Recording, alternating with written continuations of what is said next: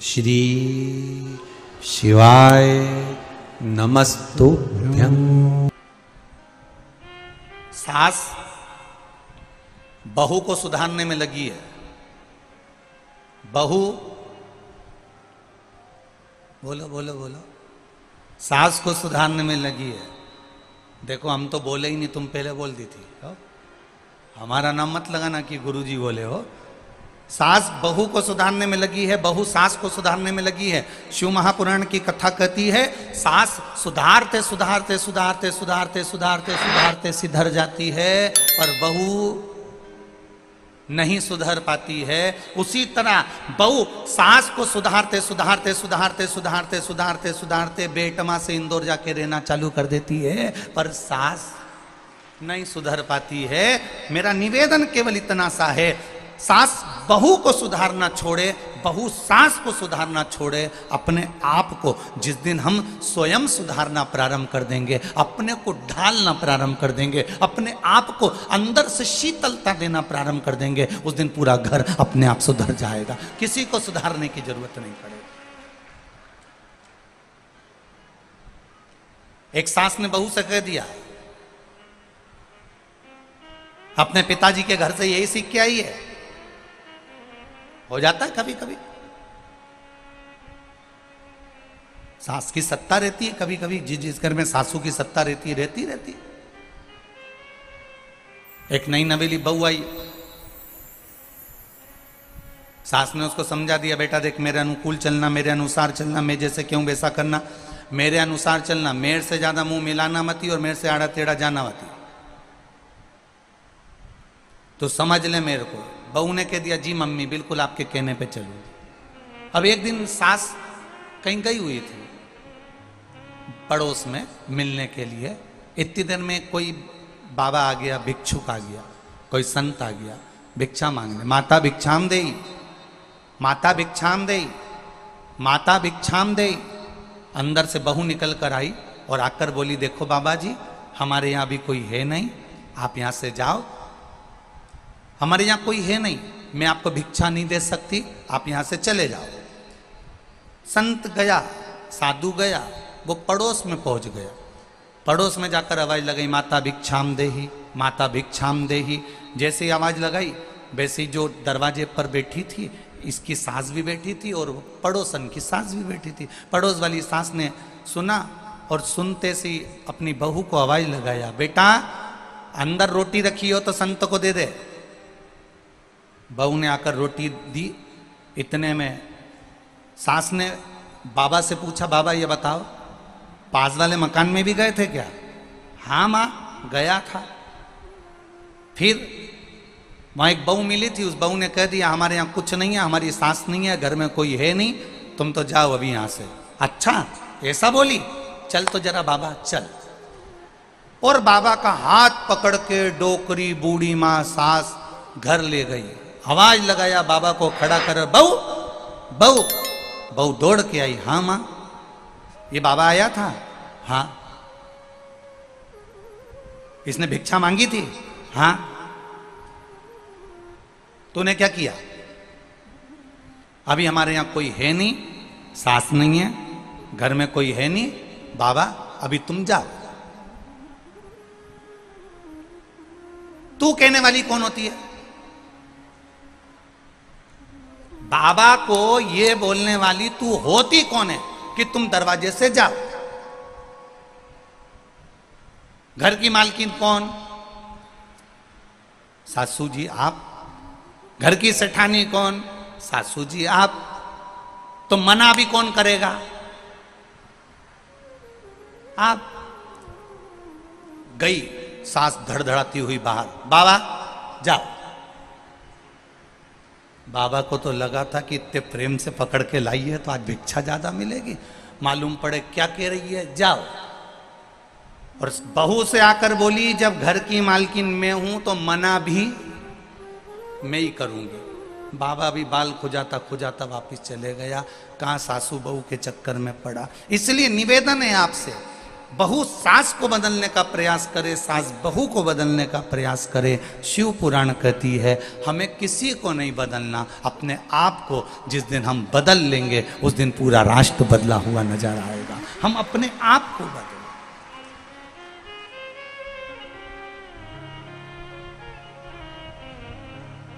गायत्री परिवार के लोग हमेशा कहते आए हैं हम सुधरेंगे युग सुधरेगा, हम बदलेंगे, बोलो जम के, युग बदलेगा। पहले हमें अपने आप को बदलना पड़ेगा, और जिस दिन हम अपने आप को बदल लेंगे, अपने आप हमें देखकर हमारा परिवार बदलेगा, हमारा घर बदलेगा, पड़ोस बदलेगा, मोहल्ला बदलेगा, कॉलोनी बदलेगी, और बदलते बदलते अपना बेटमा, अपना देपालपुर वापिस बदल जाएगा। हमें अपने आप को बदलना, स्वयं को बदलना, अपने आप को बदलना, स्वयं को बदलने का प्रयास करें। महाराज पार्वती जी ने शिव जी से पूछा, कंठ में जहर रख रखा है, गटकते क्यों नहीं हो, अंदर उतारते क्यों नहीं हो? कंठ पर जहर रख रखा है, उगलते क्यों नहीं हो, बाहर निकालते क्यों नहीं हो? शिव जी कहते हैं बाहर निकालूंगा तो भी मेरा ये संसार, मेरी ये पृथ्वी, मेरा ये सब कुछ नष्ट हो जाएगा, और अंदर भी उतारता हूं तो अंदर भी ये संपूर्ण विश्व नष्ट हो जाएगा। इसलिए कंठ पर रख रखा है। मेरे शंकर की एक बात अपनी जिंदगी में उतार कर रखना, कोई बात अपने जीवन की इस कंठ में भर कर रखना, ना उगलना ना निगलना। उगलने में भी ना जाने घर नष्ट हो जाए, और निगलने में भी ना जाने घर नष्ट हो जाए। इसलिए उसको कंठ पर रखिए, कंठ पर रखिए, धारण कर कर रखो उसको। और जब कंठ पर धारण कर कर रखोगे, जब कंठ पर धारण कर कर तुमने रख लिया, तो तुम भी शिव जैसा एक तत्व प्राप्त कर लो, शिव जैसा तत्व। खाली ना जाता कोई दर से तुम्हारे। आप भी बोलिए, दिल से बोलिए, खाली ना। जरा आवाज यहां तक आना चाहिए, दम के बोलो, खाली दर से तुम्हारे मैं भी खड़ी हूं नन्ही बाहें पसार। मैं भी खड़ा हूं नन्ही बाहें पसार। अपने हृदय से लगा लो, लगा लो, गिरा जा रहा हूँ, उठा लो, उठा लो। प्रभु अपने दर से अब तो न टालो, गिरी जा रही हूँ, उठा लो, उठा लो। बाबा, इस संसार सागर में आने के बाद अगर मैं कहीं उलझ रही हूं, इस संसार सागर में आने के बाद अगर मैं भटक रही हूं, तो मेरे देव अधिदेव महादेव, मेरे शंभु, मेरे ओघड़ी, मेरे दयालु, आपको आकर थामना।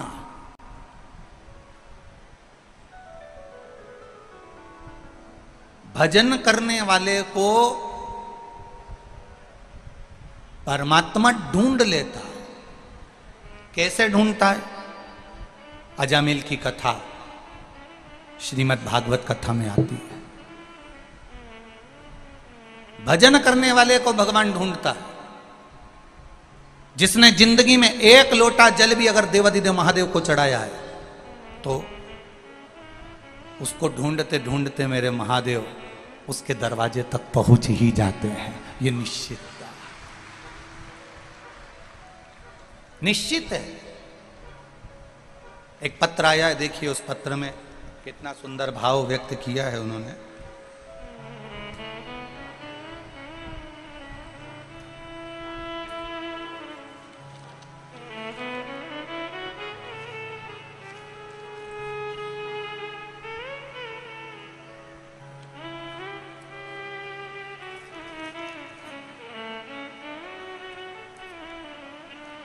पहले तो धन्यवाद, पान के पत्ते पर आपने पत्र को जोड़कर भेजा है, बहुत बहुत साधुवाद आपको।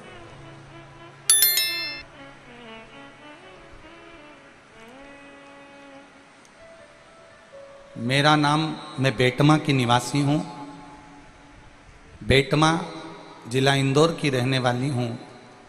चीनू दुर्गेश कुमरावत हूँ। कहीं बैठी हो तो हाथ हिला सकती हैं। मेरा नाम चीनू दुर्गेश कुमरावत, बेटमा जिला इंदौर। कहीं बैठी हो तो हाथ हिलाइएगा, जहां भी बैठी हो।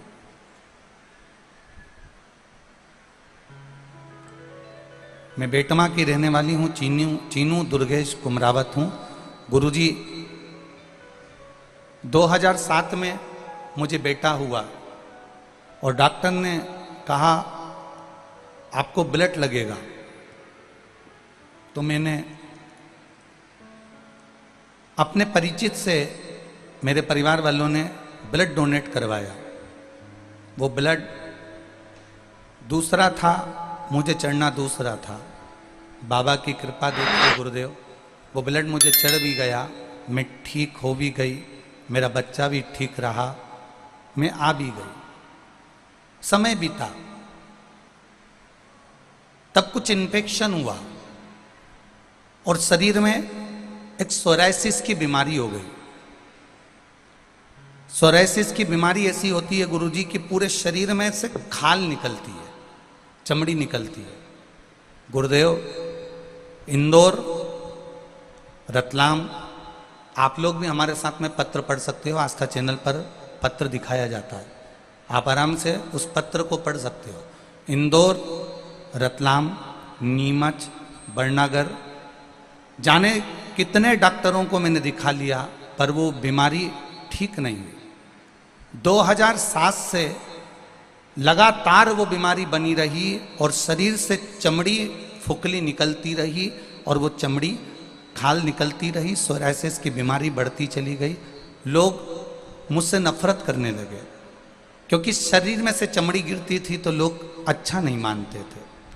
गुरुदेव, सारे इलाज करवाते करवाते 2007 से इलाज करवाते करवाते 2019 आ गया, 20 आ गया, 21 आ गया और इलाज करवाते करवाते जब थक गए तब किसी ने कहा कि शिव महापुराण की कथा टीवी पर आती है, सियोर वाला महाराज बाजता है, वो 1 लोटे जल का कहता है, तू एक काम कर, 1 लोटा जल शिव जी को चढ़ा, बेलपत्र चढ़ा। मैंने वो भी करना प्रारंभ करा तो भी बीमारी में आराम नहीं लगा। सोराइसिस की बीमारी जैसी की जैसी रही। कुछ समय के बाद हमारे पास में एक माता जी रहती, उन्होंने कहा सियोर वाले गुरुजी ने एक लाल चंदन का प्रयोग बताया जो अशोक सुंदरी वाली जगह पर लगाना है और अशोक सुंदरी वाली जगह पर लगाकर चंदन को पीले चंदन के साथ उपयोग करना है और पीले चंदन के साथ उपयोग करके 1 लोटे जल में उस चंदन को डालकर अशोक सुंदरी वाली जगह पर चढ़ाना और उस पानी को लेकर आकर शरीर में लगाना और अच्छा पानी चढ़ाकर उस पानी को पीना। ये सियोर वाला महाराज ने बताया, तू उसको कर। मैंने केवल एक बार सोमवार की अष्टमी के दिन वो प्रयोग किया और गुरुदेव 2007 से जो बीमारी थी सोराइसिस की, 15 दिन के अंदर मेरी बीमारी 15 साल की समाप्त हो गई। ये शिव तत्व है, ये शंकर, ये औघड़ी है। अब मेरा पूरा शरीर ठीक हो गया है गुरुदेव, मैं पूर्ण तरह से स्वस्थ हो गई हूँ। एक और बात कहने के लिए आई हूँ, मेरी भांजी को 9 साल से संतान नहीं थी, गर्भ नहीं ठहर रहा था 9 साल से। उन्होंने सारे डॉक्टरों को दिखा लिया था, तब मैंने अपनी भांजी को कहा कि तू पशुपतिनाथ का व्रत कर। शिवजी का व्रत उसने करना प्रारंभ करा और चौथे सोमवार को ही उसका गर्भ ठहर गया। मैं उसको भी लेकर आई हूं यहां प्रणाम करने के लिए। ये शिव तत्व है, योग घड़ी। शंभु शरणे पड़े मांगू घड़ी रे घड़ी, दुख काटो दया करी दर्शन आपो।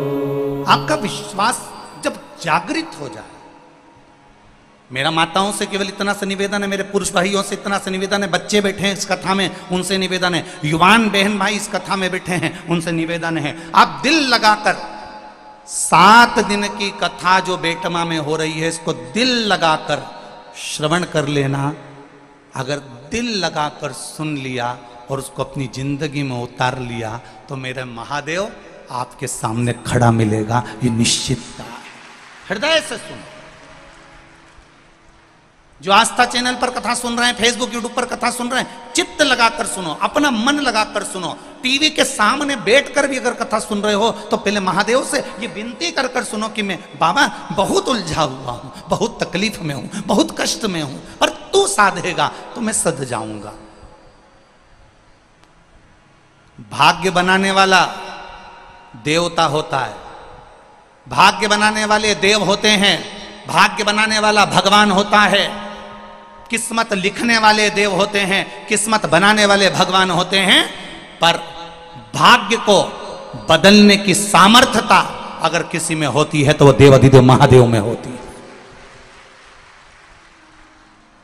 भाग्य बनाएंगे देवता, भाग्य बनाएंगे भगवान, पर भाग्य को बदलना, भाग्य को एकदम पलटने का अगर कोई बल रख सकता है तो वो देवाधिदेव महादेव रख सकते हैं। तुरंत आप उसके चरणों में जाकर आंसू भड़काए, आप उसके चरणों में जाकर विनती करें, आप उसके चरणों में जाकर निवेदन करें, आप उसके चरणों में जाकर नमन करें, आप उसके चरणों में जाकर एक लोटा जल चढ़ाए। उसने संवार लिया। आया दुख, आएगा दुख, क्यों नहीं आएगा?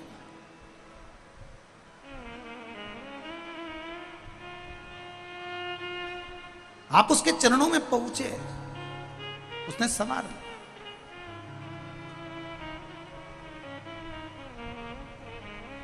मैंने तेरे ही भरोसे ओ भोले, तेरे ही भरोसे हवा बिच उड़ती जावांगी, बाबा डोर हटो छड़ीला में कटी जावांगी, भोले मैं तेरी पतन, शंभु मैं तेरी पतन, हवा बिच उड़ती जावांगी, बाबा डोर हटो छटीला में कटी जावांगी। आप उसका भजन कर रहे हो, आप उसका स्मरण कर रहे हो, ढूंढेगा वो आपको।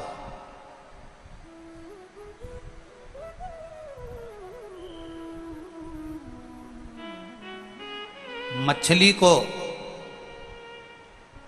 जल प्रिय होता है, पक्षी को वायु प्रिय होती है, और महादेव को एक लोटा जल प्रिय होता है।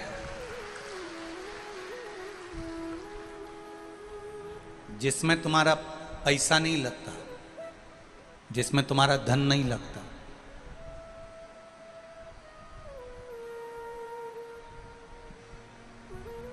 जिसमें तुम्हारा धन नहीं लगता, जिसमें तुम्हारा पैसा नहीं लगता।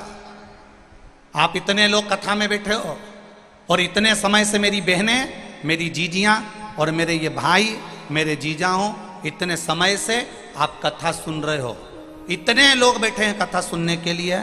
आपने कभी इस व्यासपीठ से सुना कि गुरुजी ने कोई पैसे की चीज बताई हो कि इसमें तुम्हारा खर्चा होगा तब तुम इसमें ऐसा करना? जब भी व्यासपीठ से बोला तो कहीं पीपल का पत्ता, कहीं आंवले का पत्ता, कहीं शमी का पत्ता, कहीं बेलपत्री का पत्ता, कहीं बेर का पत्ता, कहीं पीपल का वृक्ष, कहीं आंवले का वृक्ष, कहीं बड का वृक्ष, कहीं बेलपत्री का वृक्ष, कहीं शमी का वृक्ष, कहीं लोटा भर के जल, कहीं काली तिल, कहीं शहद, कहीं दही, कहीं दूध। बस उसी का गुणगान शिव महापुराण में है।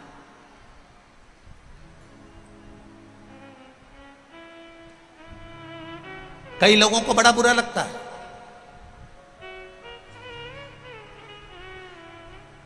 कई लोगों को लगता होगा कि महाराज जी कथा में ये सब चीजें बताते होंगे, ये सब चीजें वर्णन करते होंगे। हमारा तो आपसे भी निवेदन है, व्यासपीठ से जितनी भी चीजें आपको बताई जाती है वो सारी पुराणों में से बताई जाती है। एक एक पुराण को ध्यान से पढ़ना।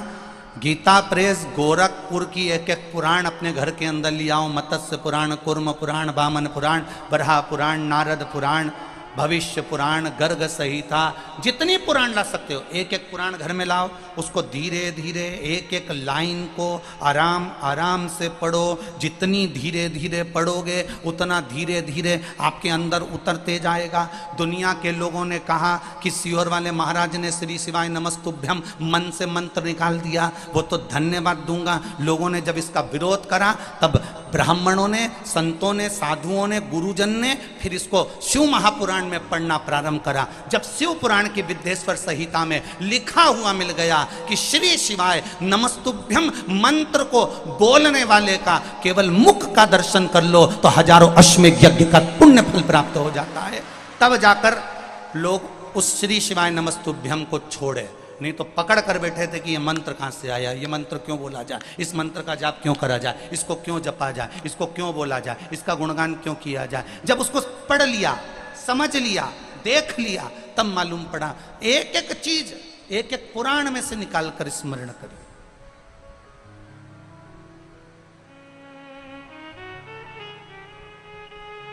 पीपल के वृक्ष में 52,000 ब्राह्मणों का वास होता है। ब्रह्म पुराण कर रही है, पढ़ो, निकालो, स्मरण करिए। मछली को जल प्रिय है, पक्षी को वायु प्रिय है और मेरे महादेव को एक लोटा जल प्रिय है। शिव को कुछ नहीं चाहिए तुमसे, शंकर तुमसे कुछ नहीं चाहता, उसको चाहिए ही नहीं।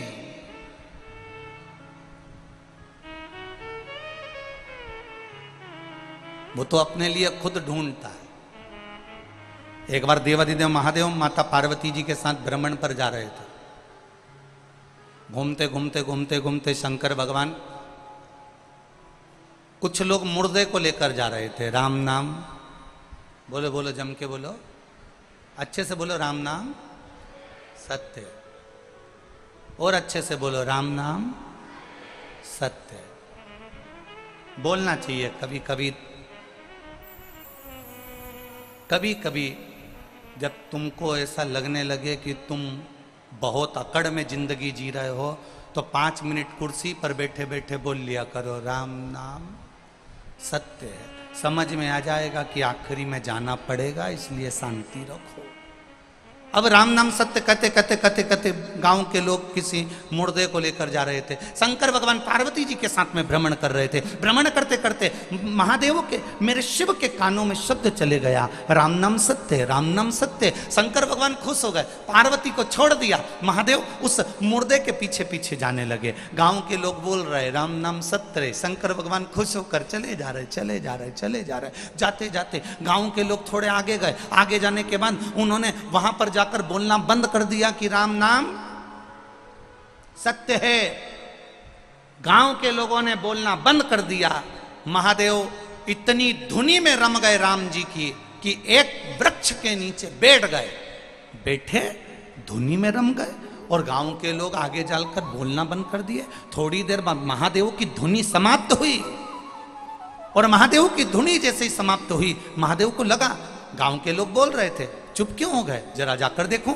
महादेव तुरंत अंदर उस मशान में प्रवेश कर गए।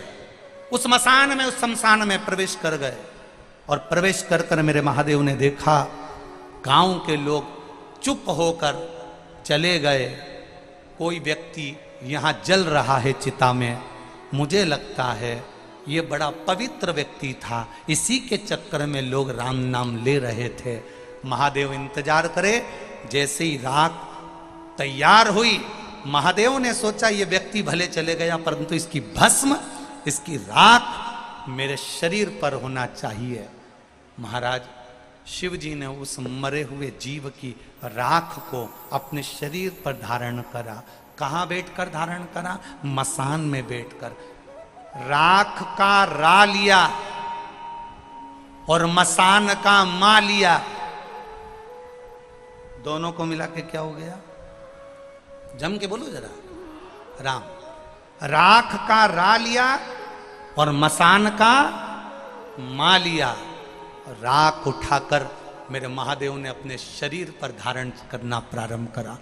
पार्वती जी शिव जी को ढूंढ रही, भोलेनाथ कहां गए?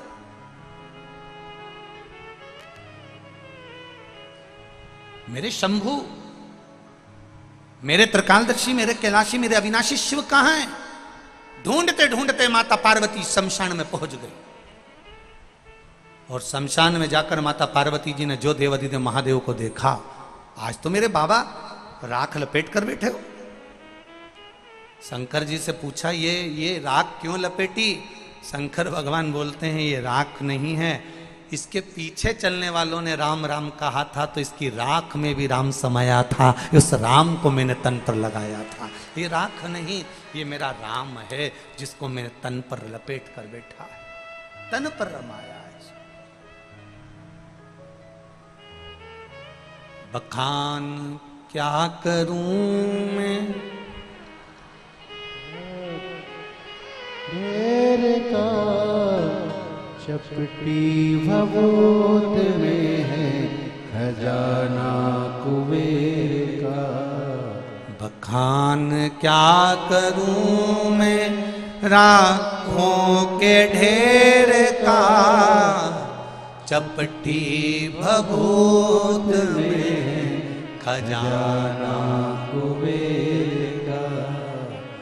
हे गंगाधार मुक्तिवार ओमकार तू, भोले ओमकार तू।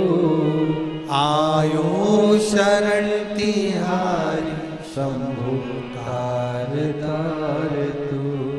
तुम्हारे शरीर पर शमशान की राख लग जाती है तो घर पर आकर नहाते हो, और मेरे भोलेनाथ पर शमशान की राख चढ़ जाती है तो पैकेट में बंद होकर लाखों की बिक जाती है। ये महादेव है।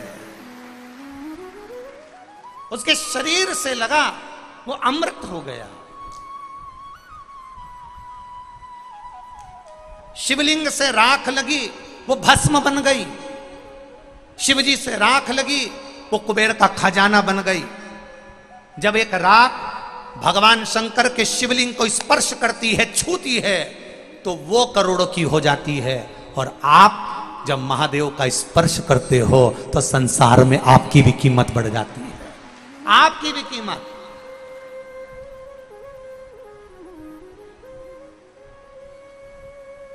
उस बहन ने इस पत्र में लिखा, उस बहन ने इस पत्र में लिखा कि लोग नफरत करने लगे, मुझसे दूर बैठने लगे, सोरासिस बीमारी हो गई, मेरी चमड़ी निकलने लगी तो लोग मुझसे नफरत करने लगे, दूर बैठने लगे, मेरे हाथ का भोजन नहीं करते, मेरे हाथ का पानी नहीं पीते।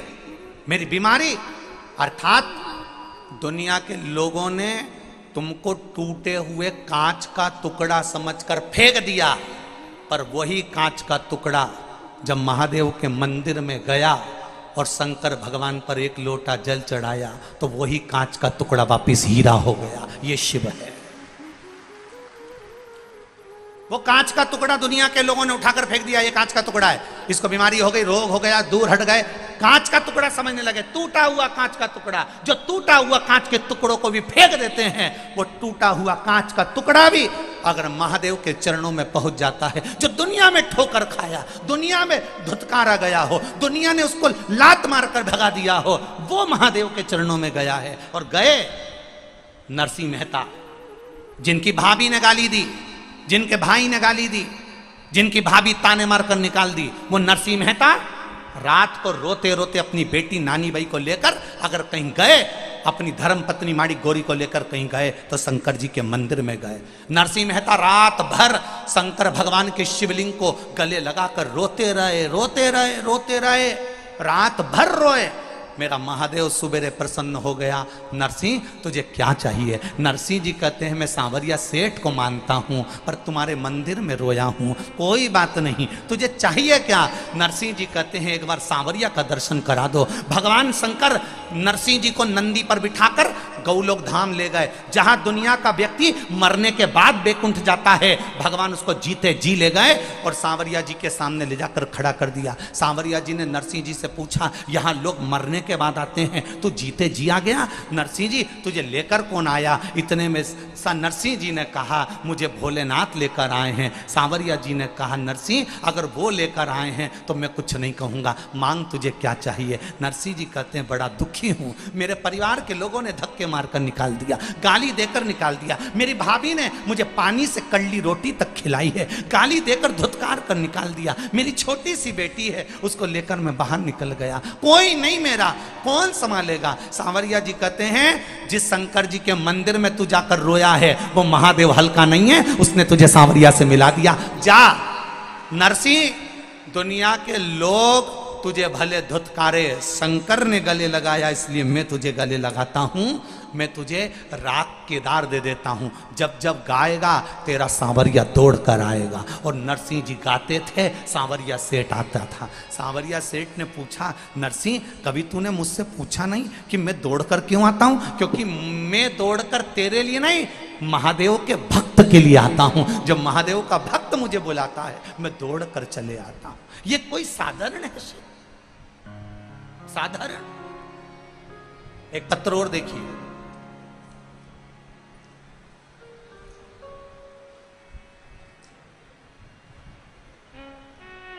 मेरा नाम नैना रूपेश प्रजापति है, मैं राऊ में रहती हूँ, मेरा मायका बेटमा में है। कहीं बैठी हो तो हाथ हिला सकती हैं, आप ही हैं, दोनों हाथ हिला दो एक बार। मेरा नाम नेमा रूपेश प्रजापति है, मैं राऊ में रहती हूँ, मेरा मायका बेटमा में है। मेरे पिताजी का नाम महेश पटलावदिया है। मैं शिव की महिमा का बखान करना चाहती हूँ गुरुदेव, मैं बेटमा की बेटी हूँ। मेरे पेट में दर्द था, जांच कराने पर पता चला कि मेरे पेट में पथरी है और बच्चेदानी में गठान थी। बहुत इलाज करवाया पर ना पथरी समाप्त हुई ना बच्चेदानी की गठान समाप्त हुई। डॉक्टर ने कह दिया ये गठान दूसरी भी हो सकती है। हम डर गए। मेरे माता पिता ने आपकी कथा टीवी पर सुनी थी, कभी आपको नहीं देखा था, केवल आस्था चैनल पर कथा सुनते थे और आप पर विश्वास करते थे। मेरे माता पिता ने एक लोटे जल का महत्व बताया और कहा बेटी एक लोटा जल बेलपत्र वाला उपाय तुझे बताते हैं और वो कर। तब हमने वो एक लोटे जल का प्रयोग करना प्रारंभ करा। शिव जी को जल चढ़ाती, पानी पीती, बेलपत्र चढ़ा हुआ लेकर आती, खाती। खाते खाते समय निकल गया और फिर हमने वापिस पिताजी के साथ में जाकर डॉक्टर को जांच कराई तो मेरे पेट की गठान भी गल चुकी थी और पथरी भी समाप्त हो चुकी थी। ये शिव तत्व है। बैठिए बहन, श्री शिवाय नमस्तुभ्यम, दोनों हाथ हिला दो एक बार, हर हर महादेव। बैठ जाइए। ये शिव तत्व है। ओ घड़ी उसकी भक्ति, उसका भजन, उसकी श्रद्धा, उसका विश्वास, उसकी दृढ़ता आपको हार नहीं दे सकती।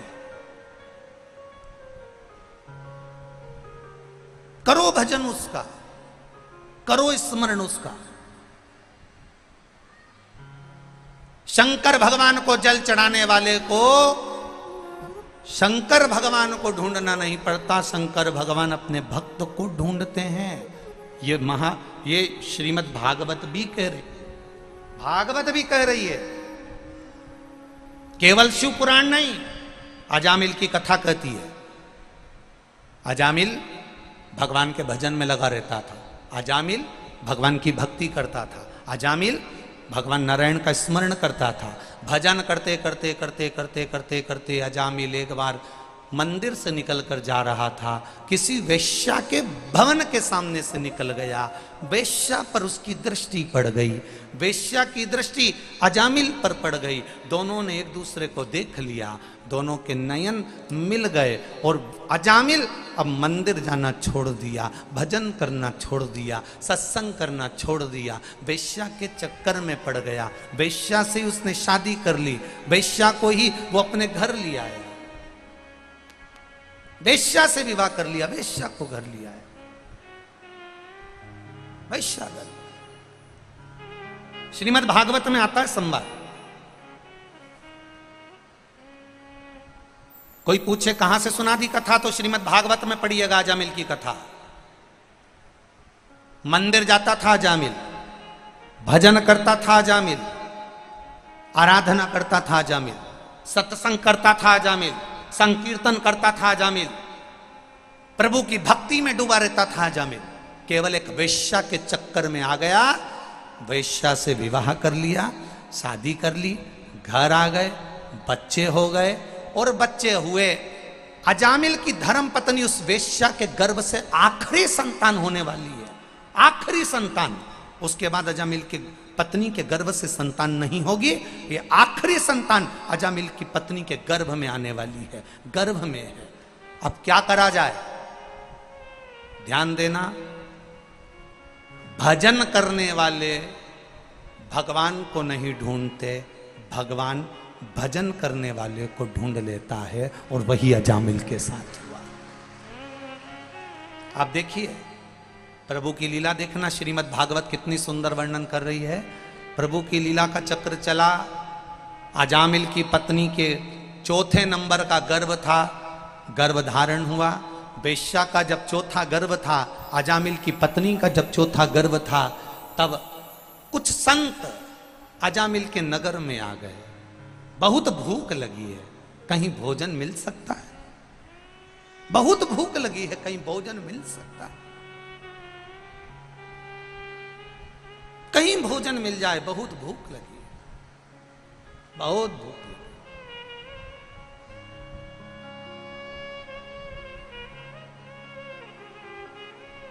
बहुत भूख लग रही है, कहीं भोजन मिल सकता है। कितना कितना पुकारा है, कितना।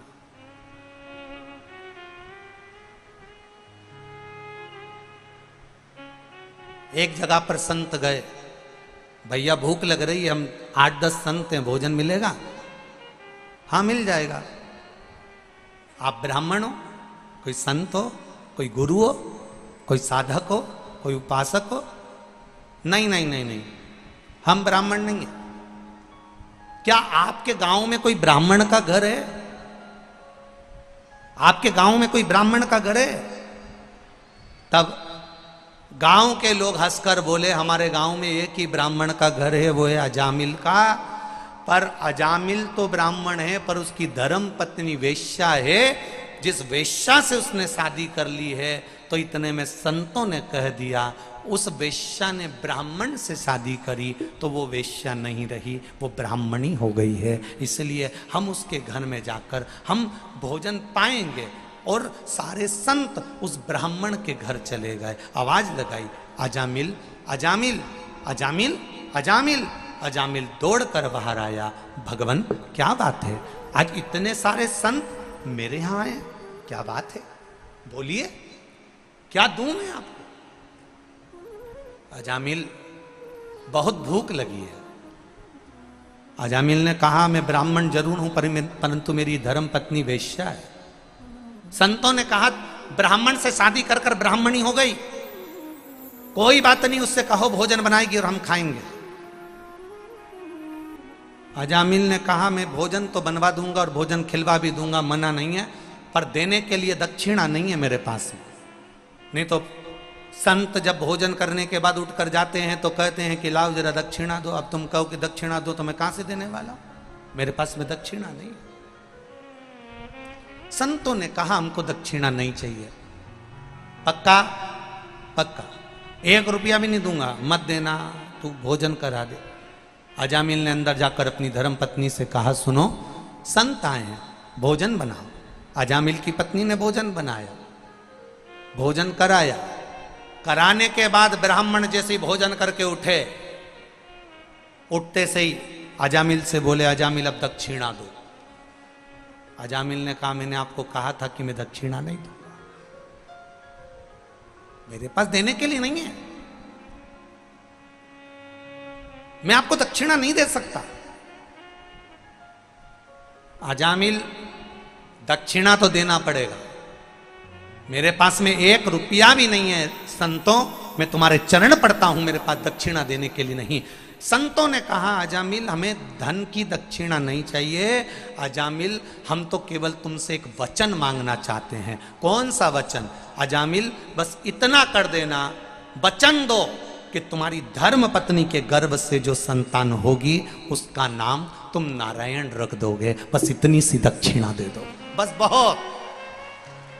अब देखो, भगवान के भजन करने वाले को भगवान टॉर्च लेके भी ढूंढ लेता है।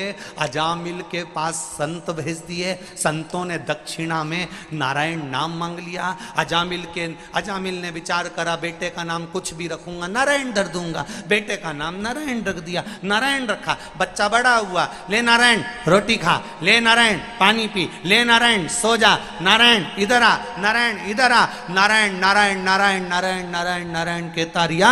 आखिरी में यमदूत बंदी बनाने आ गए, तब इसने अपने छोरे को बुलाया, नारायण जल्दी आ। अब वो नारायण तो नहीं आया, पर वो नारायण तुरंत आकर खड़ा हो गया। ये शिव तत्व है, वो नहीं आया, वो आकर खड़ा। और अंत समय प्रभु आना पड़ेगा, वचन दिया तो निभाना पड़ेगा।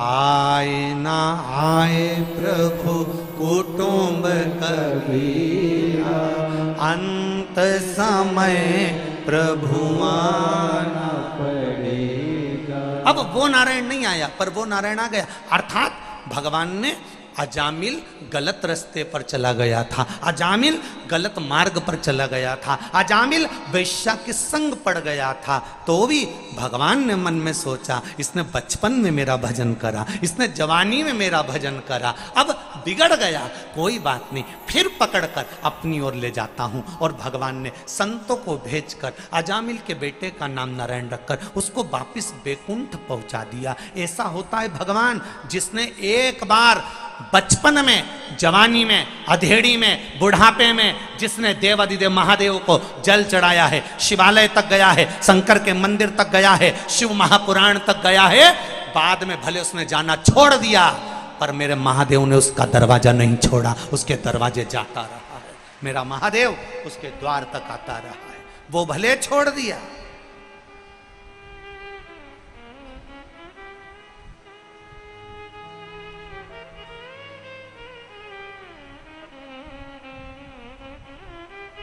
समय देखकर कभी कथा मत सुनना,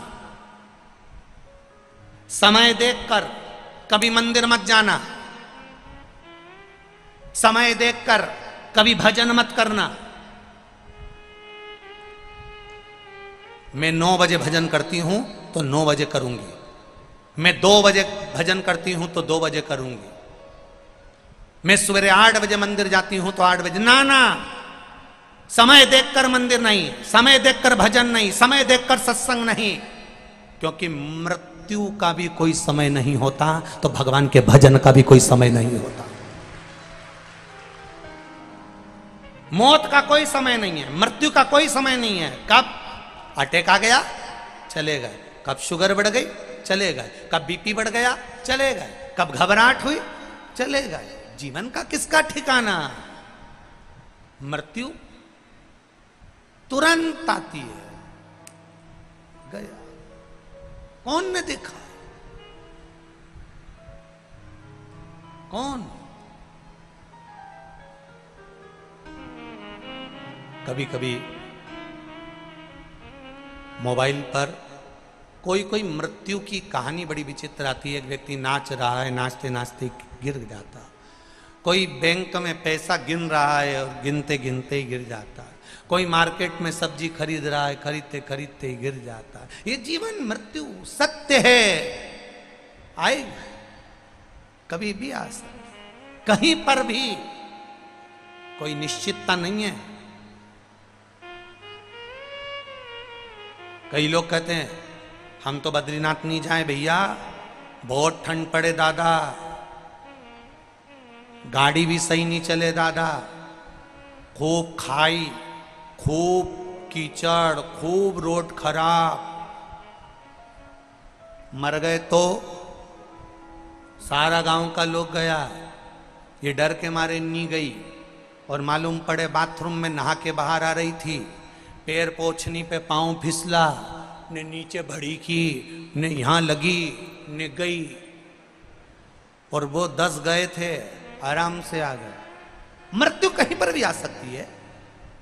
राजा परीक्षित को कांच के महल में बंद कर कर रख दिया था कि तक्षक नाग नहीं आएगा, अनार के रस के गिलास में पेंदी में चिपक कर चले गया, मृत्यु आई।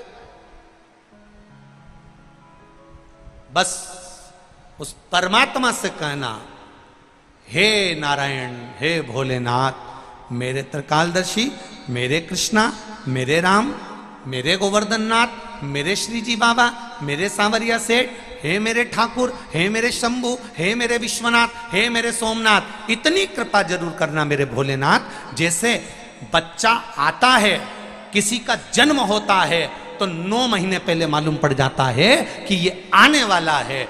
आपसे निवेदन भोलेनाथ, आने की सूचना जैसे 9 महीने पहले दे देते हो, जाने की सूचना 9 मिनट पहले भी दे दोगे तो मैं राम कह लूंगा। बस इतनी कृपा कर देना। आने की सूचना तुम 9 महीने पहले दे देते हो कि 9 महीने पहले सूचना मिल जाती है कि ये आने वाला है। जाने की सूचना 9 मिनट पहले भी अगर दे दोगे तो मैं राम कह लूंगा, कृष्ण कह लूंगा, शिव कह लूंगा और मैं चला जाऊंगा। पर सूचना नहीं मिल पाती, हमें मालूम नहीं पड़ पाता कि मृत्यु कब लिखी है, कहां लिखी, कैसे लिखी, कैसे लिखी है।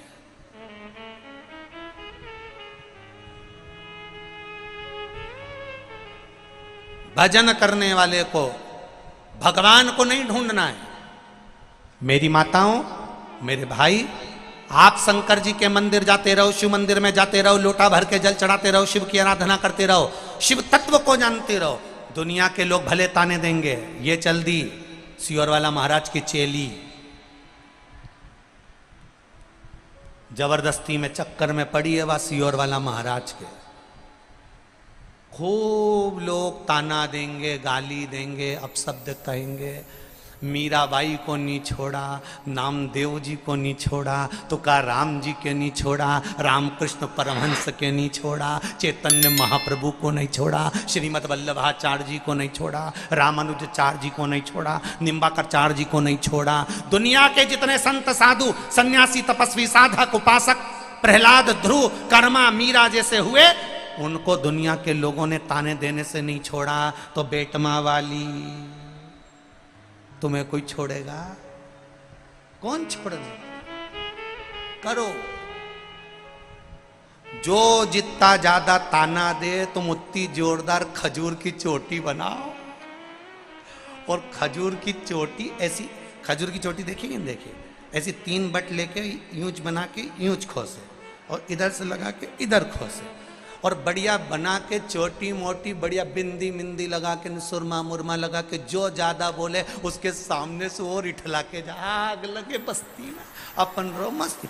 उतने जोरदार तरीके से बाबा के पास जा, बोल बोलो।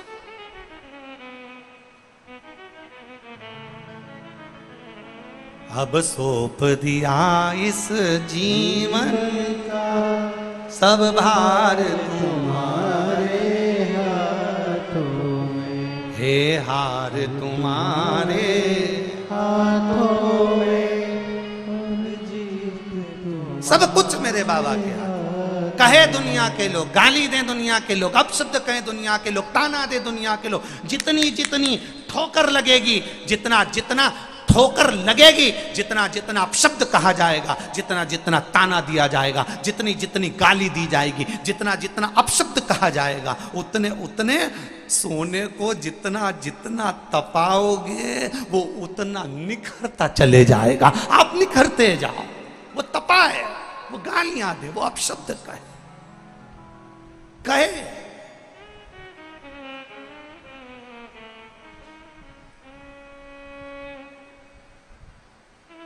बड़ी चिंता लोगों को। खुशी मनाना चाहिए। पूरे भारत के लोगों को, पूरे विश्व के लोगों को खुशी मनाना चाहिए। जिन शंकर जी के मंदिर में कोई नहीं जाता था, जिन शंकर जी के मंदिर के ताले नहीं खुलते थे, सुबेरे पंडित जी जाकर अकेले आरती करते थे, बंद कर कर शाम को आरती करने जाते थे, जिन मंदिर में कोई जाता नहीं था, आज उन शिवालय में दिन रात भीड़ बड़ी पड़ी हुई है। इसकी खुशी सनातन धर्म को होना चाहिए। इसकी प्रसन्नता पूरे सनातन धर्म को होना चाहिए। विद्वान ब्राह्मणों को प्रसन्नता मनाना चाहिए। ढोलक और मंजीरे बजाना चाहिए कि इन मंदिरों में कोई नहीं जाता था, उन मंदिर में आज जल चढ़ाने वाले आ रहे हैं, उस मंदिर में आज शिवालय में दर्शन करने वाले आ रहे हैं। मंदिर में केवल मूर्ति रहती है, उस मंदिर में रौनक नहीं रहती। जिस मंदिर में मूर्ति के साथ में भक्त आते जाते रहे, उस मंदिर में चमक बढ़ती चली जाती है। मंदिर में धन से मूलता मत रखो कि मंदिर में 10 रुपए चढ़ेगा कि 5 रुपए चढ़ेगा कि कोई चढ़ा रिया कि नहीं चढ़ा रिया। भले 1 रुपया मंदिर में ना चढ़ाए, पर मंदिर में भक्त जरूर आए। अगर मंदिर में भक्त आएगा और भगवान उसकी झोली भर जाएगा तो वो मंदिर में भी 4 चांद लगा जाएगा। पहले आन दो, मंदिर के अंदर प्रवेश करने दो। मंदिर के अंदर प्रवेश तो करे पहले वो, मंदिर के अंदर आए तो पहले वो।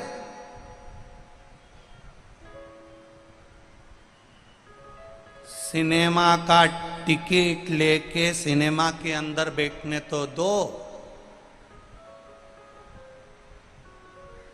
जान दो पहले।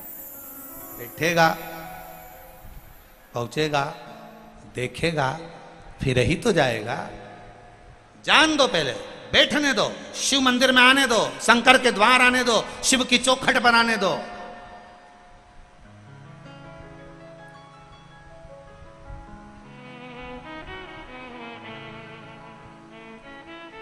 एक पत्र आया, देखिए, विश्व हिंदू परिषद बजरंग दल बेटमा प्रखंड। विश्व हिंदू परिषद बजरंग दल बेटमा प्रखंड। गुरुजी, हम आपका सम्मान करना चाहते हैं केवल इसी बात के लिए कि जो मंदिर खाली पड़े थे, हमने सारी दुनिया के लोगों ने पूरी जान झोंक दी थी लोगों को मंदिर तक पहुंचाने के लिए, पर मंदिर तक नहीं पहुंच पाते थे। पर ऐसी अलख जगी कि पूरा राष्ट्र आज मंदिरों के अंदर जाकर बैठा हुआ है। ये राष्ट्र है। मैं विश्व हिंदू परिषद बजरंग दल बेटमा को बहुत बहुत साधुवाद देता हूं, धन्यवाद देता हूं कि आपकी भक्ति बड़ी प्रबल है। आपने विश्वास रखकर ये बात लिखकर भेजी, बहुत बहुत साधुवाद। पूरे विश्व हिंदू परिषद बजरंग दल को बहुत बहुत साधुवाद। एक विश्वास, आपकी जागरूकता, पहुंचो शिव के मंदिर तक।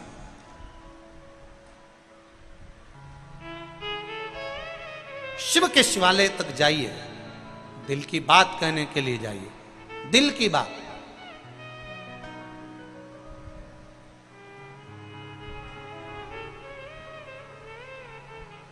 खाली ना जाता कोई, बोलो आप भी बोलो, दर से तुम्हारे। खाली ना जाता कोई दर से तुम्हारे, मैं भी खड़ा हूँ नन्ही बाहें पसारे। मैं भी खड़ी हूँ नन्ही बाहें पसारे। अपने हृदय से लगा लो, लगा लो, गिरा जा रहा हूँ, उठा लो, उठा। प्रभु अपने दर से अब तो न टालो, गिरा जा रहा हूं, उठा लो। प्रार्थना करिए उससे, निवेदन करिए उससे। और जब भक्ति का बल बढ़ता है, जब विश्वास बढ़ता है, जब दृढ़ता बढ़ती है, जब श्रद्धा बढ़ती है, जब विश्वास बढ़ता है, तब परमात्मा स्वयं प्रकट होता है। 3 दिन कथा को हो गए। आज कौन सा दिन है? जम के बोलो जरा। चौथा दिन है। 3 दिन कथा को हो गए। आप घर से चले होगे तब आपको गर्मी लगी होगी, घर से निकले होगे तो धूप लगी होगी। 3 दिन से कथा चल रही है और चौथा दिन है। 4 दिन से जैसे ही 1 बजे कथा चालू होती है, बाबा अपना हाथ करके छाया कर कर बैठ जाता है।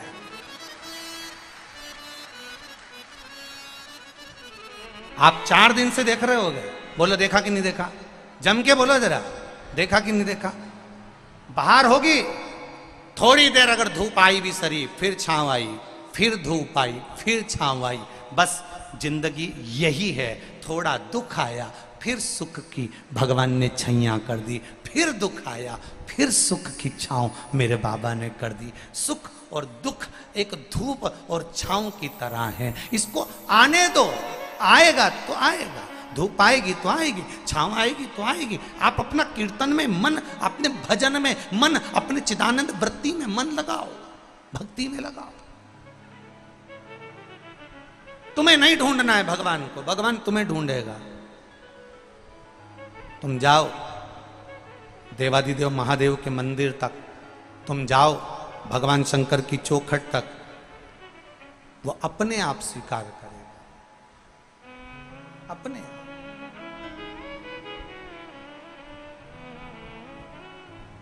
प्रभु हम भी शरणागत हैं, स्वीकार करो तो जान। उसके चरणों में पहुंच जाओ, उसके चरणों में जाकर निवेदन करते, उसकी भक्ति, उसका भजन, उसका स्मरण, उसका कीर्तन सुख देने वाला होगा, आनंद देने वाला स्वयं।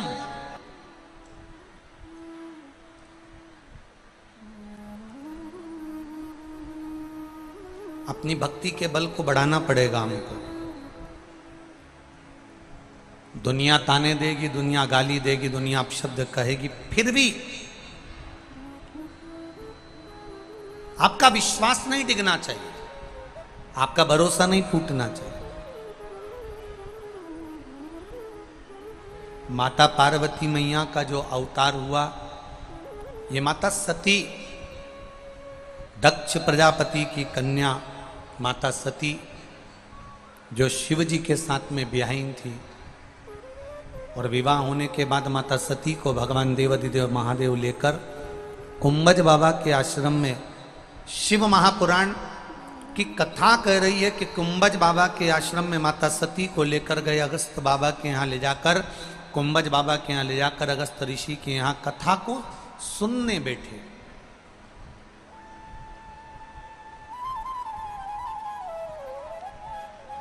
कथा श्रवण करने के लिए विराजमान हुआ, पर कथा में मन महादेव जी का लगा, सती मैया का नहीं लगा। थोड़ा सा ध्यान देना इस कथा पर। शिव से बड़े दुनिया में कोई वक्ता नहीं हुआ। शंकर भगवान ने कथा कही, माता पार्वती जी ने सुनी। वही कथा एक तोते के बच्चे ने सुन ली थी, जिसने वेद व्यास जी को कही। वेद व्यास जी ने वही कथा शास्त्रों में, पुराणों में वर्णन करी, जिसको आज तक दुनिया के लोग आज तक बाच रहे हैं, आज तक बाच रहे हैं। शिव जी जैसा कोई वक्ता नहीं। और शिव महापुराण की कथा कह रही है, भगवान शंकर का संवाद कह रहा है। शिवजी जैसा वक्ता नहीं और शिवजी जैसा कोई श्रोता नहीं। चंचुला देवी का पति बिंदु प्रेत योनि में चले गया। चंचुला देवी का पति बिंदु जब प्रेत योनि में चले गया, तब चंचुला देवी ने देवाधिदेव महादेव से प्रार्थना करी कि मुझे कथा करवाना है शिव महापुराण की, और कोई जजमान नहीं मिल रहा।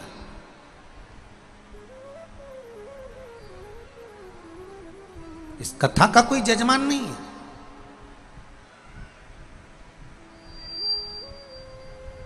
अब आप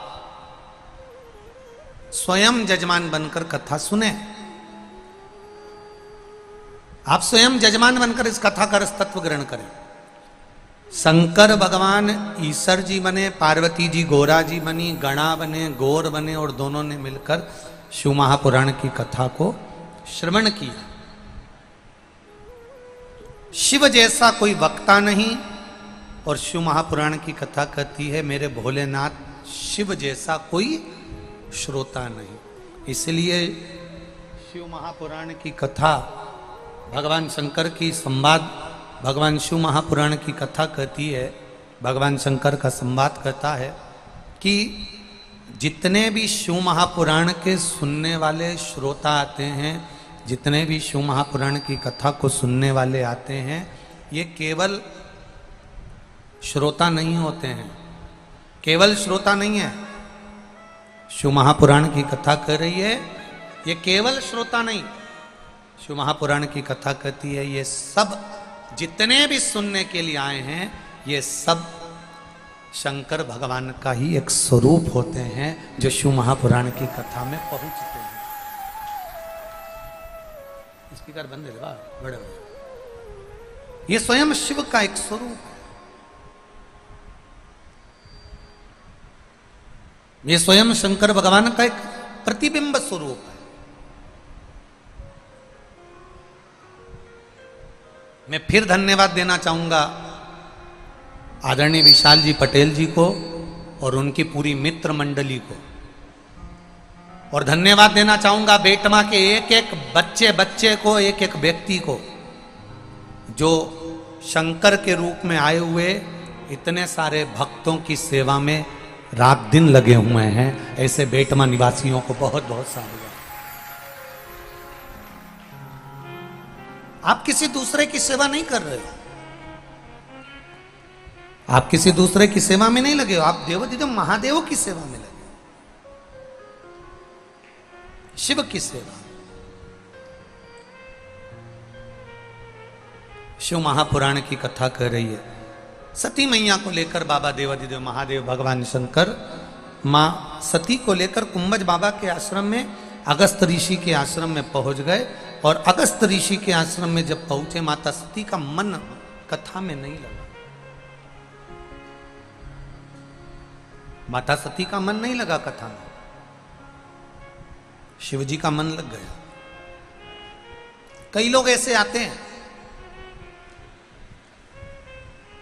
कथा में, कई लोग ऐसे मिलेंगे जो कथा में जाकर बैठते जरूर हैं, कथा सुनने बैठते जरूर हैं, कथा में पहुंचते जरूर हैं, कथा श्रवण करने के लिए जाते जरूर हैं, पर उनका मन, उनका चित्त, उनकी वृत्ति, उनका हृदय, उनके श्रवण कथा में नहीं पहुंच पाते।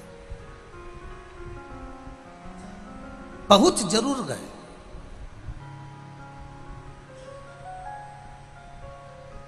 पर मन नहीं लग पाया। सती मैया का भी मन नहीं लगा।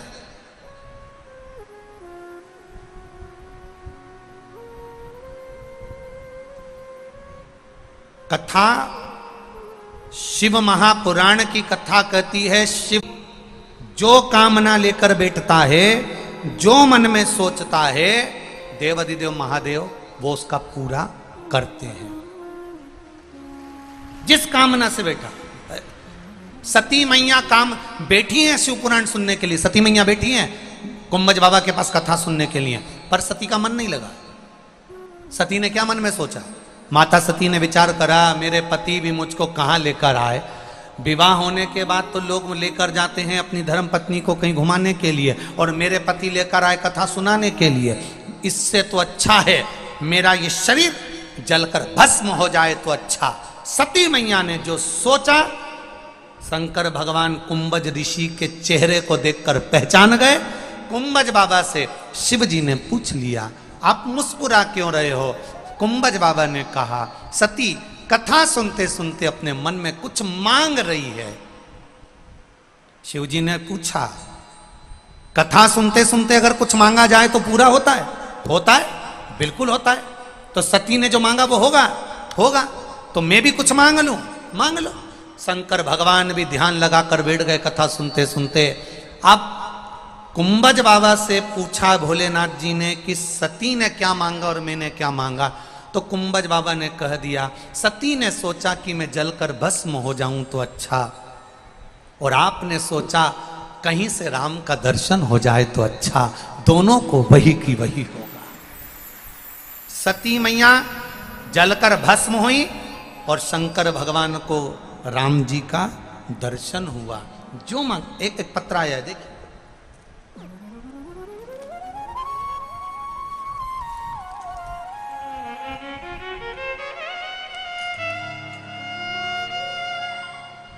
मैं छबील चंद्र ददीच चुरू राजस्थान से आया हूं। मेरा मोबाइल नंबर ये है, कहीं बैठे हो तो हाथ हिलाइएगा। आप ही हैं? दोनों हाथ हिला दो एक बार, ऐसे ऐसे हिला दो, ऐसे, हाँ ऐसे हिला दीजिए दोनों हाथ। मैं छबील चंद्र ददीच चुरू राजस्थान से हूँ। आप लोग भी पत्र पढ़िएगा साथ में। गुरुजी, शिव महिमा का मैं क्या बखान करूं? आस्था चैनल पर एलईडीओ पर पत्र पढ़ना चाहिए आप लोगों की। पढ़ते हो ना सब लोग? दिखाते हैं ना चैनल वाले, तो पढ़ा करो। गुरुजी, शिव जी की महिमा का क्या मैं बखान करूं? मेरे सारे रास्ते बंद हो गए थे, मैं बहुत दुखी हो चुका था, और यह सोचकर कि अब जो करेगा मेरा भोलेनाथ करेगा। मेरा सहारा सिर्फ मेरा भतीजा था। मेरे को लड़का नहीं है, केवल भतीजा है। इसलिए मैंने भोले बाबा को प्रार्थना करते हुए कहा कि मैं जब तक लगातार तेरी शिव पुराण की कथा सुनूंगा, जब तक कि मेरे भतीजे की नौकरी नहीं लग जाती। गुरुजी, संतान नहीं है, केवल भतीजा है, और उसकी भी कोई गवर्नमेंट जॉब नहीं है। यही आस लेकर मैं कथा में आकर बैठ जाता हूँ, कथा सुनता हूँ। जब तक मेरे भतीजे की नौकरी नहीं लग जाती तब तक मैं कथा नहीं छोड़ूंगा, हर कथा में जाऊंगा। और गुरुदेव, मैं व्यासपीठ के सामने बैठकर कथा सुनता हूँ, हर कथा में पहुंच जाता हूँ।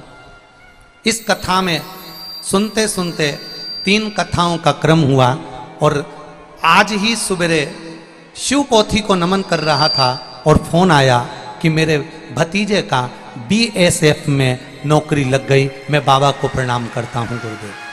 श्री शिवाय नमस्तुभ्यम। एक बार दोनों हाथ हिला दो, हर हर महादेव। चुरू राजस्थान से मैं छबील चंद ददीच। बैठिए ददी जी। श्री शिवाय नमस्तुभ्यम। जो जिस कामना से आता है, जो जिस आस से आता है, जो जिस विश्वास से आता है, बाबा उसकी सुनता है। ये कथा पूरी हो जाएगी। अगली कथा 14 मार्च से 20 मार्च, होली के बाद, Uma public school, Ecotech 11, Bennett university के पास, दनकोर, ग्रेटर नोएडा में कथा 14 मार्च से 20 मार्च तक यूनिवर्सिटी के पास दनकोर, ग्रेटर नोएडा में प्रारंभ हो जाएगी। जो कथा दोपहर में 2 बजे से 5 बजे तक आस्था चैनल पर, फेसबुक, यूट्यूब पर आएगी। जो ग्रेटर नोएडा के आसपास के लोग हैं, गाजियाबाद के आसपास के लोग हैं, वो एड्रेस का ध्यान रखेंगे। इकोटेक 11, इकोटेक 11, 11, बेनेट यूनिवर्सिटी के पास, दनकोर, ग्रेटर नोएडा, 14 मार्च से 20 मार्च तक ये कथा चलेगी। एक निवेदन और करना चाहेंगे, जो भी कथा सीहोर समिति देती है, उस कथा का स्वयं वर्णन समिति करती है। अभी अभी अमरावती में कई लोग कह रहे हैं कि 14 मई से गुरुजी यहाँ कथा करने आ रहे हैं या ये कथा यहाँ होने वाली। ना ना ना, जो कथाएं सालों सालों से बुक हैं, क्योंकि 11 मई से कथा आकोला में प्रारंभ होगी, शायद 11 मई के करीब में जो कथा आकोला में है वो रहेगी। कई लोग गलत गलत अफवाहें उड़ा देते हैं कि गुरुजी हमारे यहाँ कथा करने आ रहे हैं या वहाँ कथा करने आ रहे हैं। जब तक समिति से आपको सूचना ना मिले तब तक कोई सूचना आप उसको स्वीकार ना करें। अपनी चित्त वृत्ति से जहां कथा हो रही है, आप कथा में नहीं भी आ सकते तो आस्था चैनल के सामने से फेसबुक यूट्यूब के सम्मुख में बैठकर कथा का रस तत्व ग्रहण करो। एक पत्र और किसी यही भाई ने भेजा है, कल की कथा का है, कल का चरित्र। मैं बालाराम मंडलोई, रजाक कॉलोनी, बेटमा का रहने वाला हूं। कल की घटना गुरुजी मैं कथा में वर्णन करना चाहता हूं, आप भी पत्र पढ़िएगा साथ में। मैं बालाराम मंडलोई, रजाक कॉलोनी, बेटमा का रहने वाला हूं। कल की घटना गुरुजी, मैं कथा में 2-3 दिन से यहाँ सेवा में व्यस्त हूँ, लेकिन कल गुरुवार के दिन आरती के समय 4 बजे मेरे पास फोन आया कि अचानक गेहूं के खेत में शॉर्ट सर्किट होने से आग लग गई। मैंने फायर ब्रिगेड को फोन लगाया, लेकिन कई और होने से कारण फायर ब्रिगेड 1 घंटे देर से आने का बोल दिया। गुरुदेव, मेरा यह भीड़ से, इतनी भीड़ बेटमा में है कि यहां से निकलने में समय लगता, मैं क्या करता। मैंने भूमि को प्रणाम करा, जमीन को नमन कर कर कंकर शंकर को मानकर निवेदन करा, बाबा अब फसल तेरे हाथ में है। बस इतना कहना था। गांव के 4 लोगों ने इतनी भयंकर आग को खजूर की झाड़ी से बुझाना चालू करा। हवा इतनी तेज चल रही थी कि आग फैलना चालू हुई, पर जैसे ही मैंने यहां नमन करा, नमन करते से हवा चलना बंद हो गई और 5 मिनट के अंदर आग पूरी बुझ गई। मैं बाबा को नमन करता हूं, फसल का फोटो भी लगा रहा हूं। यह शिव तत्व है। मैं अपना फोटो जो फसल जली उसके साथ लगा रहा हूं। ये मेरे शंकर की उदारता है गुरुदेव। दुनिया के लोग कहते हैं कि पंडाल में कथा सुनने से क्या मिलता है, मैं कहता हूं मेरी फसल बच जाती है। ये मेरा महादेव है, शिव तत्व है ये। ओ घड़ी त्रिकालदर्शी, कैलाशी, अविनाशी। फिर कहूंगा बेटमा वालों को, फिर कहूंगा बेटमा के आसपास के क्षेत्रवासियों को, मौका मिला है अपना दरवाजा छोड़कर उसके दरवाजे पर बैठकर कथा सुनने का मौका मिला है।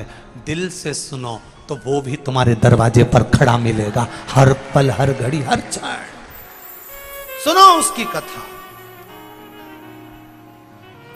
और मैं विशाल पटेल जी को धन्यवाद देता हूं। रोज प्रतिदिन आप टेंट बढ़ा रहे हो, रोज प्रतिदिन इधर टेंट बढ़ रहा है, इधर टेंट बढ़ रहा, प्रतिदिन बढ़ाते जा रहे हो। भक्तों के लिए बैठने की सुचारू व्यवस्था रखी है, जल की व्यवस्था रखी। बहुत बहुत साधुवाद है आपको। इस भीषण गर्मी में आपकी व्यवस्थाएं बहुत जोरदार है, बाबा की कृपा है। तो एक बार जोरदार ताली बजाओ। बहुत बहुत साधुवाद है आपको, बहुत साधु। श्रवण करो कथा का रस तत्व। जाओ शिव के दरवाजे, जाओ शिवालय शंकर के मंदिर तक, उसकी चौखट तक, 1 लोटा जल लेकर पहुंचिए उस शिव के द्वार तक। करो उसका स्मरण, करो उसका भजन, मिलेगा।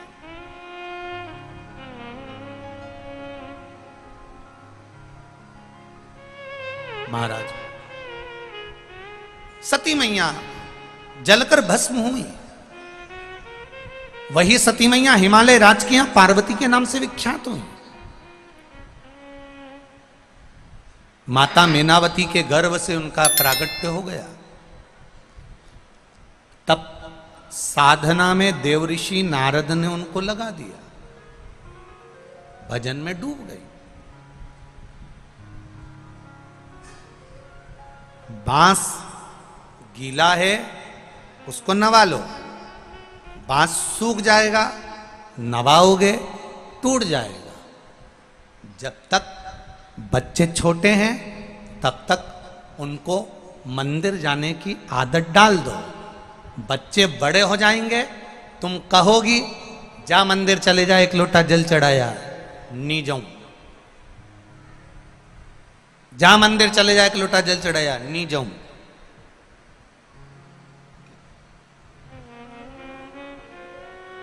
नहीं जाएंगे। छोटे हैं, छोटा सा लोटा हाथ में पकड़ा दो, छोटा सा लोटा, छोटा सा जल का पात्र, हाथ में।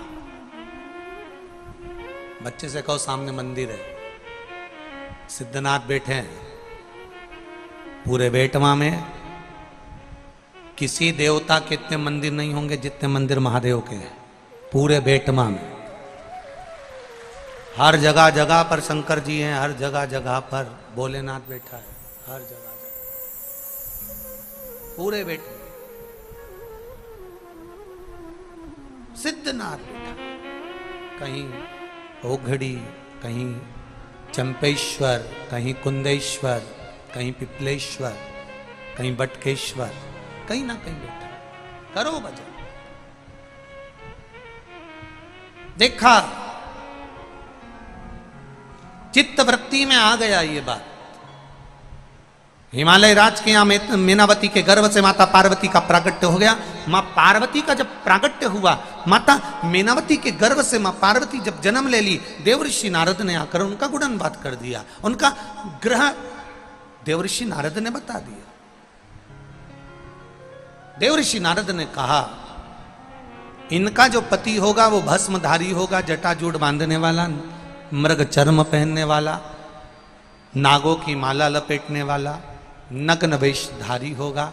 सुनकर मैनावती को अच्छा नहीं लगा। मैनावती की आंख में जल भर गया। मेरी बेटी का भाग्य ऐसा है, मेरी बेटी की किस्मत ऐसी है, भाग्य से मैं अपनी बेटी का विवाह ही नहीं करूंगा, मैं अपनी बेटी का विवाह नहीं करूंगा। देवऋषि नारद ने समझाया, सारे अवगुण अगर किसी एक देव में विराजमान हैं और वो सारे गुणों की खान है, तो अपनी बेटी का विवाह आप उसके साथ कर दो। आप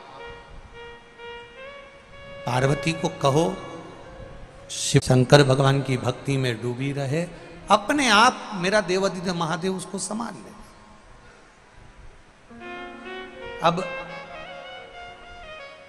पिपलाद शिव महापुराण की कथा का ये वाला संवाद आज तक कथा में नहीं आया। ये ब्रह्म पुराण का संवाद है, ब्रह्मवेत्ता पुराण का। इसको जरा सा ध्यान से सुनना आप। अभी तक ये संवाद नहीं आया, इतनी कथाएं बाची, उसमें ये संवाद नहीं पहुंचा। ये पिपलाद शिव महापुराण की कथा में ये संवाद दधीची के ऋषि के माध्यम से आया।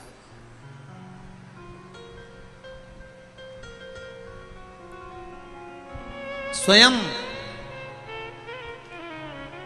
माता पार्वती तप में लीन हो गई, साधना में लीन हो गई। इधर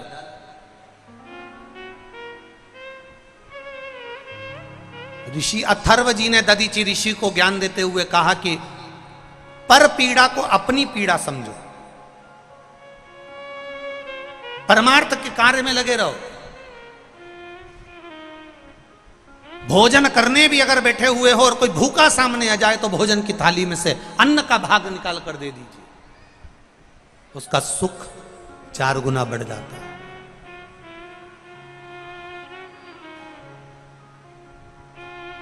महाराज ऋषि अथर्व ने जब दधीची ऋषि से अपने दिल की बात कहना प्रारंभ करी, तो दधीची ऋषि ने एक प्रश्न अपने पिता के सामने रख दिया।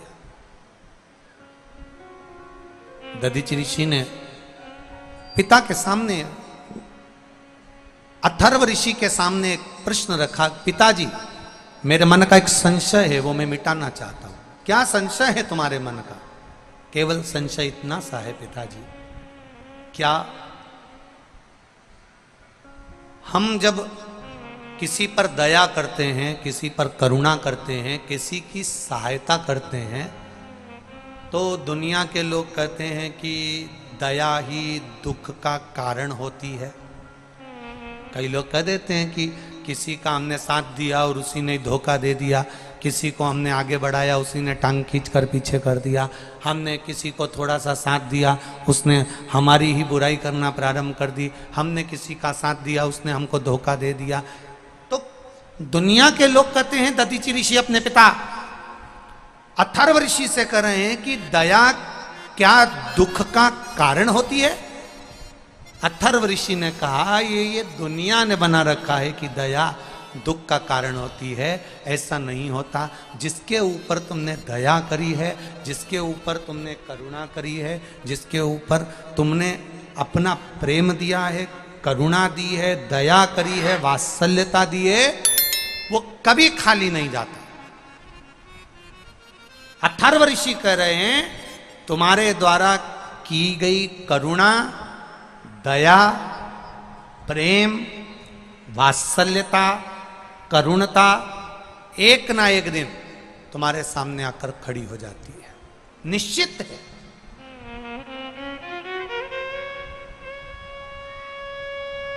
अब दो संवाद हैं इसमें, दो संवाद।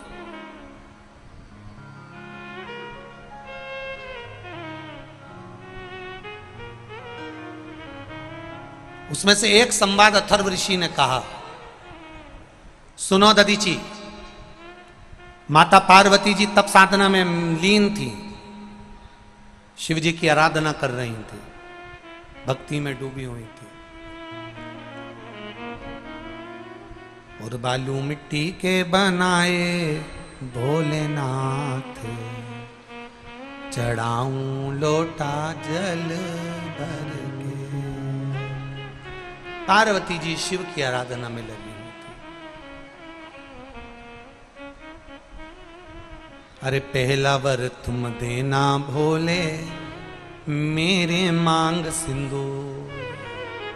पार्वती जी शिव आराधना में लगी हैं कि पहला वर तुम देना भोले, मेरे मांग सिंदूर। मेरे हाथों की चूड़ियां मर तुम कर देना भोले। बालू मिट्टी के बनाए भोलेनाथ, चढ़ाऊं लोटा जल भर के। शिव से प्रार्थना। पार्वती मैया शंकर भगवान की आराधना में लगी रही, आराधना में लग रही। हजारों वर्ष तक अथर्व ऋषि कह रहे हैं पार्वती जी ने तप साधना करी। हजारों वर्ष तक तप साधना कर कर कर जब पार्वती मैया तप साधना पूर्ण कर चुकी, तब देवादिदेव महादेव का उनको दर्शन हुआ। अब सुनिएगा जरा बेटमा वालों, जरा ध्यान लगाकर पिपलाश्यु महापुराण का इस संवाद। शिव जी मिल गए माता पार्वती, शंकर भगवान ने पार्वती जी को वर्ण कर लिया, पार्वती जी ने शिव जी को वर्ण कर लिया। शंकर भगवान प्राप्त हो गए पार्वती जी की तप साधना से। पार्वती मैया आज प्रसन्न होकर आराम से एक शिला पर बैठी हुई है, शिला पर बैठी। बेलपत्री की माला बना रही हैं, मंदार के फूल उसमें लगा रही हैं। बेलपत्री की माला में सुई का प्रयोग नहीं होता, तुलसी की माला में सुई का प्रयोग नहीं होता। जरा ध्यान देना, शमी के पत्ते की माला में सुई का प्रयोग नहीं होता, बहुत ध्यान दीजिएगा।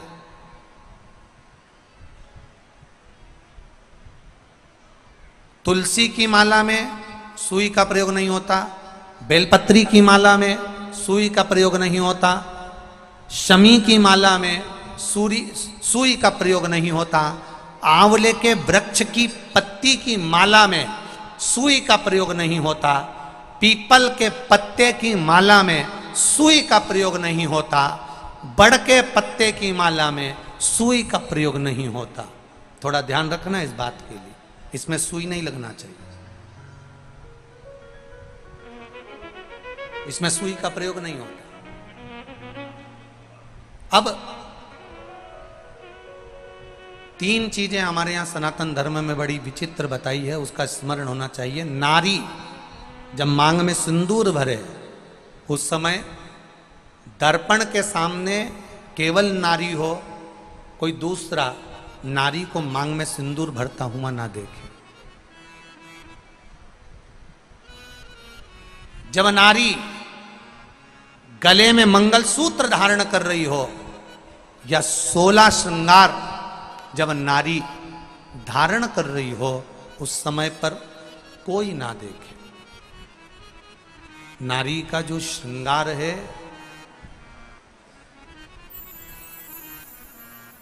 एक विवाह के समय पर और एक मृत्यु के समय पर। सौभाग्यवती नारी का श्रृंगार 2 जगह पर भले सर्वरूप में देखा जा सकता है, क्योंकि बाराती सब बैठे रहते हैं और दूल्हा मांग भरता है, बाराती सब बैठे रहते हैं और दूल्हा मंगलसूत्र पहनाता है, सब लोग बैठे रहते हैं और पांव में बिछुड़ी दबाई जाती है, सब बैठे हुए हैं, मांग का सिंदूर भरा रहा। और एक अखंड सौभाग्यवती नारी जब जाती है तब सबके सामने सब खड़े हैं और पति अपनी पत्नी को मांग में सिंदूर भरकर आखिरी में भेज देता है, भेजता है। ये 2, पर इसके बीच में जो स्त्री का जीवन है, इसके बीच में जो नारी का जीवन है, एक बहू, मैं निवेदन करना चाहूंगा आज की बेटियों को, भले तुम पढ़ लो, लिख लो, डॉक्टर बन जाओ, इंजीनियर बन जाओ, कलेक्टर बन जाओ, एसपी बन जाओ, तुम्हारी मर्जी पड़े तुम मिनिस्टर बन जाओ, मना नहीं, पर हमारे सनातन धर्म की संस्कृति से दूर मत हटना। मुख में हिंदी, माथे पर बिंदी, ये मेरे भारत की सनातन धर्म की निशानी आपके भीतर होना चाहिए। एक विवाह, एक मृत्यु और उसके बीच का जो समय होता है, उसमें नारी जब भी अपने मांग में सिंदूर भरती है, अपना 16 श्रृंगार करती है, तब नारी को अकेले में अपने कमरे में, अपने भवन में श्रृंगार करना चाहिए। यहां तक शास्त्र कहता है कि छत पर खड़े होकर भी बाल नहीं बांधना चाहिए। एक बीठिका ने बाल बाए थे खड़े होकर छत पर, और तोते का बच्चा उड़ते हुए आया था और बकासी आने पर मुख में प्रवेश कर कर गर्भ में बैठ गया था। वो कथा भी हमारे यहाँ है। प्यारे भक्तों, आज की श्री शिव महापुराण कथा बठिंडा पंजाब में चल रही है, जिसका प्रसारण हमारे पूज्य श्री पंडित प्रदीप जी मिश्रा द्वारा किया जा रहा है। अगर आपको आज की कथा पसंद आई तो वीडियो को एक दिल से लाइक जरूर करें और कमेंट बॉक्स में हर हर महादेव अवश्य लिखें। प्यारे भक्तों, तो मिलते हैं एक और नई कथा के साथ, तब तक के लिए हर हर महादेव। प्यारे भक्तों, और भी कथा का रसतत्व ग्रहण करने के लिए हमारे चैनल को सब्सक्राइब जरूर करें और वीडियो को एक दिल से लाइक जरूर करें। तो भक्तों, मिलते हैं एक और नई कथा के साथ, तब तक के लिए हर हर महादेव।